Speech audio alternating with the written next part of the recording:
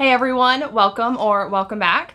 If you're new here, my name is Lauren, and today I'm going to be talking about everything that I read in August.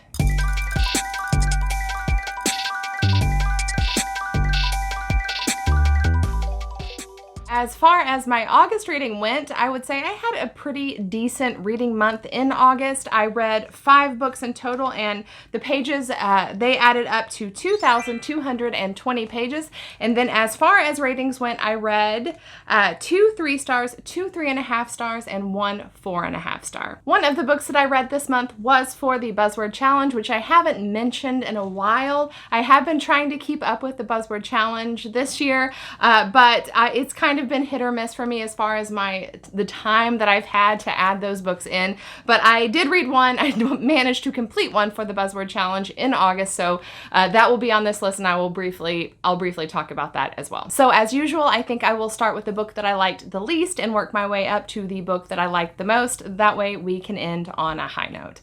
So I think that is it. Let's just jump right in and talk about everything that I read in August. All right, so the book at the bottom of my list, unfortunately, was the book that I read for the Buzzword Challenge, which I'll go ahead and throw my card up here so you can see all of the books that I have selected for this year so far. I have not read all of them to completion, but these are the ones that I've selected so far. The book that I selected for August, which the August prompt was, I think, Body Parts. I picked Death in Her Hands by Ottessa Moshfegh.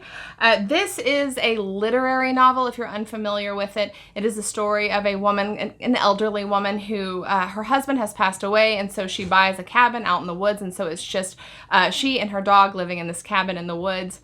One day she's taking her morning walk and comes across a note just lying on the forest floor that says her name was Magda. Nobody will ever know who killed her. It wasn't me. Here is her dead body, but there is no dead body. This woman just kind of becomes obsessed with this note and allows her imagination to fill in all these details and dream up all these characters in this kind of imaginary storyline. And very quickly, this story has in her mind just kind of gone off the deep end. Though this is at the bottom of my list, I did enjoy reading it. I ended up giving it 3 stars, which for me is kind of middle of the road. In some ways, this book was really, really fantastic, but in other ways, it was kind of a miss for me. The things that I did enjoy about this book, first of all, included the fact that the author set an incredibly creepy and atmospheric setting. It was very well conceived of, very well developed setting. Her writing overall, like, it was very beautiful writing that I definitely could appreciate. Also, considering how little actually happened in this book, it was surprisingly engaging. I definitely didn't want to put it down. I wanted to know what was going to happen. How it kind of lost me really was just sort of the ending, I guess, but though it wasn't a bad ending, it just ultimately felt very sort of depressing and very what's the point, which I know that literary fiction can tend to have a more somber tone, really make you think, it'd be kind of dark or deep or whatever, but this was just too much for me, just a personal preference. Like, I don't know, this book just made me feel really, really sad. However, I'm glad I read it, and I would recommend it to anyone who enjoys literary fiction. If you don't necessarily need a really happy story with a very happy ending, if you're okay with a book that's more of sort of a thinker and doesn't necessarily wind up being happy in the end, you may love this book. But for me, I would say this was just kind of a middle of the road read. All right, next up the list, we have The Silent Corner by Dean Koontz. This is, I would call this like a mystery action novel. This is the second book that I've read by this author. Actually, the first book that I've completed by this author. The first book that I attempted by this author was called Intensity, I think, which I did enjoy, although I ended up DNFing because the subject matter was just too heavy for me. But whenever I was reading that book, I was enjoying the writing style, and I knew that I wanted to pick up another book by this author about something a little bit less upsetting. This story follows a woman who, she's like a fallen FBI agent who has, I guess, discovered something that's supposed to be kind of hush-hush that she doesn't need to know about, that is a very deadly, dangerous situation, and is trying to track down the perpetrators and is also being chased by someone else. It is a very cat and mouse type of story. And also, this is the first in a series. This is the book 1, and I think it's just called the Jane Hawk series. This was also a pretty middle of the road read for me. I gave this 3 stars as well. I enjoyed reading it to a certain degree, but ultimately what fell flat for me for this book was that it was a cat and mouse story, which people chasing people, not my favorite thing. One great thing about this book, though, is that sort of the catalyst, the event that kicks off this chase, I found to be incredibly compelling, very unique, something that I have never read before. I would have liked to have known kind of more about that and less just following these characters chasing each other. It's the same sort of feeling I get reading very procedural, like police procedural. I'm just not really interested in that world. This book didn't do anything wrong. That type of story isn't for me. If it is for you, though, I would recommend it. It was very well written. Like, I do like the way that Dean Koontz writes, and I would definitely pick up another book by him, as long as it isn't like that kind of concept. This had a lot going for it, but ultimately for me, it just wasn't really my sort of thing. Next up, we have Steelstriker by Marie Lu. This is a young adult fantasy novel. I think this is the second in the series, although this may be a duology. I think it's just the 2 books, so this would, I guess, be like the conclusion of the duology.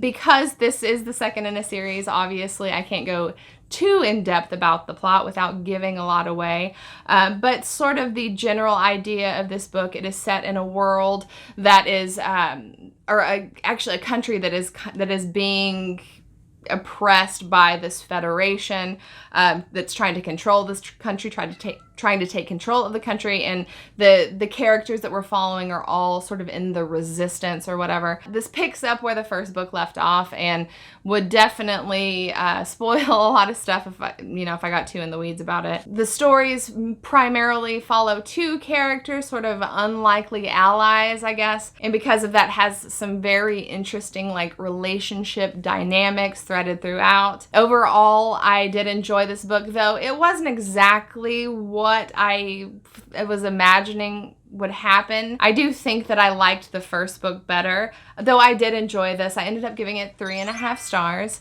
I don't honestly have a whole lot to say about it, and I think that in itself is informing my rating for this, the fact that it didn't leave much of an impression on me. Not much time has passed since I finished this book, and I honestly don't remember a whole lot about it. That doesn't mean it's a bad book. I think that because I liked the first book so much, maybe my expectations were a little bit high for this. Nonetheless, these 2 books together, they're a very fun story. In fact, I think what would have probably enhanced my reading of this would have been if I had immediately like read the first book and then this book just back to back. But yeah, I thought it was pretty good. I liked it, and if you enjoyed the first book, it's definitely worth the read. But for me, I like the first book better. All right, next up we have The Talisman by Stephen King and Peter Straub. This is an urban fantasy, kind of a portal fantasy. It being Stephen King, it does have some horror elements to it, though I would definitely not call this a horror. This is more of just kind of a creepy urban fantasy. This story is so complex, it would be too hard to give a very long synopsis of it, but the very overall idea of this book is that a young boy his mother is very sick, and so he is sent on this quest to find this very powerful object, the talisman. He's sent on this quest to go find this object that supposedly will help to save his mother. And so he is on this sort of cross-country adventure, and he is able to kind of bounce back and forth between our world, his world, and this other like alternate reality, I guess. And it also, obviously, it has like a strong sort of road trip component as well. It's in parts very high action. There is some like really sort of disturbing dark things that happen to this kid along the way. He meets a lot of like really fascinating characters and develops some very meaningful relationships on his journey. And overall, this was really just kind of a fun idea. Like, this was a very fun idea, and I very much enjoyed the concept of this book. Overall, I ended up giving it 3.5 stars. If I had decided to rate this book at about 75% of the way. I would have given this a whole lot closer to a 5-star rating, but it was the end of this book that it really just kind of derailed.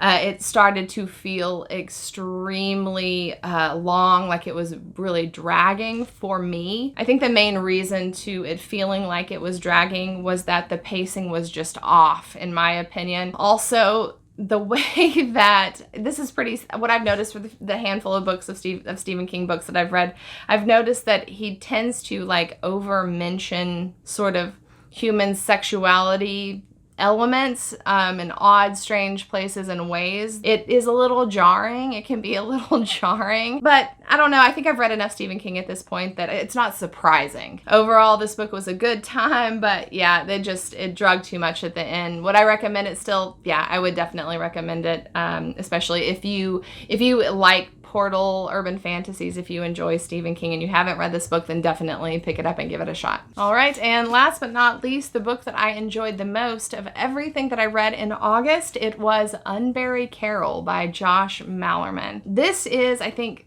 the third book by Josh Malerman that I've read, and I am starting to think that he must be just a favorite author for me, which is interesting because his books don't tend to have very high ratings, but all three of these books that I've read by him, I have absolutely loved. So I don't know, something about the way that his mind works and the way that he writes, it just works for me.